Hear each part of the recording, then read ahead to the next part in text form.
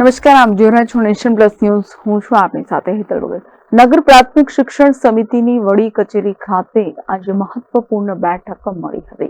નગર પ્રાથમિક શિક્ષણ સમિતિની વડી કચેરી ખાતે આજે મહત્વપૂર્ણ બેઠક મળવા પામી હતી. આ બેઠક આગામી સમયમાં શાળા પ્રવેશોત્સવને લઈને શિક્ષણ સમિતિના અધ્યક્ષ નિશ્ચિત દેસાઈના અધ્યક્ષસ્થાને મળી હતી, જેમાં ઉપાધ્યક્ષ અંશાબેન ઠક્કર, શાસન અધિકારી વિપુલ ભરતિયા અને શિક્ષણ સમિતિના સભ્યો હાજર રહ્યા હતા. બેઠકમાં લેવામાં આવેલા નિર્ણયો, કરવામાં આવેલી ચર્ચા અંગે વિસ્તૃતમાં માહિતી સમિતિના અધ્યક્ષે મીડિયા સમક્ષ આપી હતી. પ્રવેશોત્સવને લઈને યુનિફોર્મ, શૈક્ષણિક કીટ જેવી અનેક મહત્વપૂર્ણ બાબતો પર ચર્ચા કરવામાં આવી હતી. સમિતિનો લક્ષ્યાંક છે કે આ વર્ષે પ્રવેશોત્સવ સારી રીતે ઉજવાય અને સમિતિના વિદ્યાર્થીઓનો આંકડો 50,000ને પાર જાય તે રીતે લક્ષ્ય લઈને નગર પ્રાથમિક શિક્ષણ સમિતિ ચાલી રહી હોવાનું અધ્યક્ષે જણાવ્યું હતું.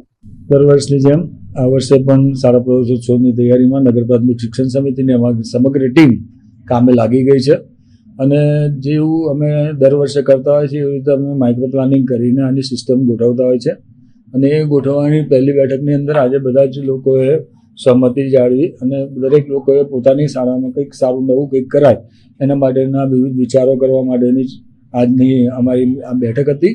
દરેક જણાએ પોતાના નાના મોટા વિચારો આપ્યા છે. એ વિચારો પ્રમાણે આગળના દિવસોમાં કઈ રીતે એને પોસિબલ કરાય, કઈ રીતે એને આગળ વધાય, શાળાની પ્રવેશોત્સવ વખતની કીટોની વ્યવસ્થા હોય, કઈ બાળકોને યુનિફોર્મની વ્યવસ્થા, આ બધી વ્યવસ્થાઓની બી ચિંતા દરેક જણ કરતા હોય છે. આના માટેની અલગ અલગ ઉપસમિતિઓ થતી હોય છે. ઉપસમિતિઓ પ્રમાણે એના આગળના વિષયોની ચર્ચા થતી હોય છે. શું લક્ષ્યાંક છે, શું આયોજન છે, શું કરશે? અમારું લક્ષ્યાંક 50,000ની પાર પહેલા દિવસથી કીધું છે. જ્યારે મેં જ્યારે નગર પ્રાથમિક શિક્ષણ સમિતિનો અધ્યક્ષ તરીકે બેઠો એ દિવસનું મારું અધ્યક્ષ તરીકેનું પહેલું લક્ષ્યાંક જ હતું કે જ્યારે અમે આવ્યા ત્યારે અમે 25-26,000 બાળકોથી શરૂઆત કરી હતી અને જ્યારે અમે જઈશું તે દિવસે અમે 50,000થી વધારે બાળકો નગર પ્રાથમિક શિક્ષણ સમિતિમાં મૂકીને જઈશું. માધ્યમિક શિક્ષણ આપવાની શરૂઆત સમિતિએ કરી છે. ફંડની પણ જરૂર પડતી હશે, શિક્ષકોની પણ વ્યવસ્થા કરવાની હશે. આ વખતે શું કોઈ નવું આયોજન છે? કેટલી સ્કૂલો કાર્યરત છે, કેટલી વધારવાની વ્યવસ્થા? આ વખતે માધ્યમિક અંદર અમે આ વર્ષે બીજી 6 સ્કૂલો વધારી છે. ગયા વર્ષે 4 સ્કૂલો વધારી હતી. 10 સ્કૂલો ઓલરેડી થઈ ગઈ છે. અત્યારની પરિસ્થિતિ પ્રમાણે 10 સ્કૂલો પ્રમાણે અમારા બાળકોની સંખ્યા પ્રમાણે 10 સ્કૂલોની અંદર એ બાળકોની એડજસ્ટમેન્ટ થઈ જાય એવું છે. હજુ કંઈક જરૂર પડી તો વચમાં બી અમે નવી શાળા વધારવા માટેના પ્રયત્નમાં હંમેશા લાગેલા રહીશું. પણ અત્યારે આ 10 શાળાઓ સારી રીતે કાર્યરત થાય, 10 શાળાઓની અંદર સારું રિઝલ્ટ આવે એના માટેની ચિંતા કરી છે અને આ વખતની 4 શાળાઓનું અમારું 10મું ધોરણનું રિઝલ્ટ ખરેખર અકલ્પનીય છે. લોકોને આશા અપેક્ષા હતી એના કરતાં પણ ઘણું સારું આવ્યું છે.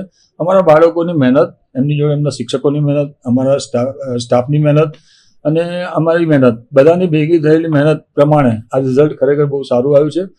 આજે આટલું સારું રિઝલ્ટ આવવાનું કારણ જ એ છે કે નગર પ્રાથમિક શિક્ષણ સમિતિના શિક્ષકો સારું શિક્ષણ બી આપે છે અને સાથે સાથે અમારા બાળકોની ધગશ અને આવડત ખૂબ સારી છે. એજન્ડા પર કેટલા કામ? એજન્ડા પર કામો આજે મુખ્ય કામ જ આજનો એજન્ડા જ અમારો મુખ્ય પ્રવેશોત્સવનો હતો ને પ્રવેશોત્સવની વિશેષ ચર્ચાઓ થઈ. બાકી શોક પ્રસ્તાવોની પછી અમે એજન્ડામાં આનો વિષય લીધો અને થોડુંક કંઈક વિષય અમારો ડિજિટાઇઝેશનનો છે. આગળના દિવસોમાં જે અમારા રેકોર્ડો વર્ષોથી અમારે ત્યાં પડી રહ્યા છે અને ડિજિટાઇઝ કેવી રીતે કરવા એના માટે જે બંધ થઈ ગયેલી અમારી જૂની જે શાળાઓ છે, જે અમારા બોર્ડ પહેલાં બંધ થઈ ગઈ છે, એના જે ડોક્યુમેન્ટ્સ છે એ બધા સાચવવા આવનાર દિવસોમાં થોડા અઘરા પડે અને કાગળ છે જૂના થતા જાય, એમ રેકોર્ડ બગડતા જાય તો એ રેકોર્ડ બગડે નહીં એના માટેને ડિજિટાઇઝેશન કઈ રીતે કરવું અને એના માટે શું વ્યવસ્થા કરવી એના માટે થોડી ચર્ચા આગલા દિવસોમાં કરવી એવી આજના દિવસે નિર્ણય કરવામાં આવ્યો છે. બાકી પ્રવેશોત્સવ મુખ્ય આજનો એજન્ડા હતો. જે પ્રકારે મ્યુનિસિપલ કમિશનર કચેરી એટલે કે પાલિકા તરફથી નોટિસો મળી છે શાળાને તોડી પાડવા માટે, તો પછી શું વ્યવસ્થા કરવામાં આવશે? કારણ છે કે 5 થી 7 જેટલી શાળાઓને તોડવાની વાત પાલિકા કરી રહ્યું છે કે એમની હાલત જર્જરિત છે. અમે તો એવું કહીએ છીએ કે અમારી જે 12 શાળાઓ છે એ પહેલાં તોડી નાખી આપણે અને એ 12 શાળાઓનો મકાનો તોડવાની વિશે અમારો ઓન પ્રોસેસ છે અને એ શાળાઓ તોડવાની ચિંતા કરવાની જ છે. કારણ કે એ શાળાઓ તૂટશે તો ત્યાં નવા બિલ્ડિંગ SSA દ્વારા જે મંજૂર કરવામાં આવ્યા છે મંજૂર થયેલા બિલ્ડિંગો બી બનશે અને આવનાર દિવસોમાં આપ જોશો ઇન્ફ્રાસ્ટ્રક્ચર વડોદરા શહેરની શાળાઓનું એટલું સારું હશે કદાચ નગર પ્રાથમિક શિક્ષણ સમિતિની શાળાઓમાં અત્યારે જે પ્રમાણે લાઈનો અમુક શાળાઓમાં લાગે છે, આવનારા દિવસોમાં બધી જ શાળાઓમાં લાઈનો લાગે અને અમારો લક્ષ્યાંક 50,000 છે, કદાચ 55,000 પાર થાય તો એમાં કોઈ નવાઈ નથી. Bureau report Nation Plus News Vadodara. સમાચારોના સતત અપડેટ મેળવવા માટે અમારી નેશન પ્લસ ન્યૂઝની યુટ્યુબ ચેનલને સબસ્ક્રાઇબ કરો, બેલ આઇકન દબાવો અને જોડાયેલા રહો ફેસબુક, ઇન્સ્ટાગ્રામ અને ટ્વિટર પર.